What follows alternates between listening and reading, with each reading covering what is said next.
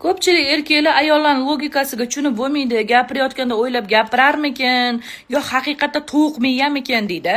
To'g'rimi? Erkaklar xafa bo'lmanglar, biz o'zimizni o'zimiz tushunmaymiz. Sizlarga yo'l bo'lsin.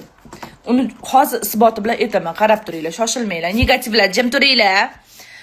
Men hozir 1 soat uydaligimga zerikkanimdan psixologlarning xizmatini qidirishni boshladim. Chunki yuragim siqilishi boshladi, jinniket xayollar kelishi boshladi.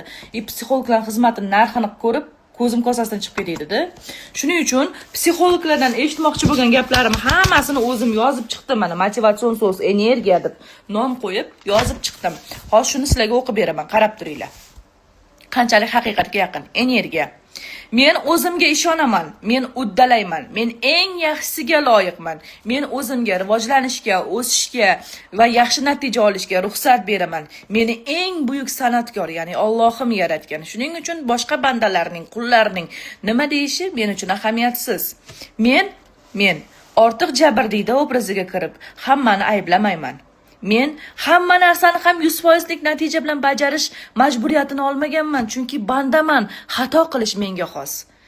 Men har narsadan energiya olaman. Mening ichki garmoniyam oshib bormoqda. Men baxtga to'laman. Meni hayotimni muhokama qiladigan har qanday insonga besh ketaman. Demak, e'tibor markazidaman. Va yutug'im ham, natijam ham mana shu. Men o'zimning kichkina menimni, ichki menimni himoya qila olaman. Men hayotda o'z yo'liga ega insonman. Men o'z tanlovim to'g'ri ekanligiga ishonaman va shuning uchun menda hammasi a'lo. Men o'z motivatorimman. Uncha psixologdan o'tib ketdimmi, to'g'risini aytinglar.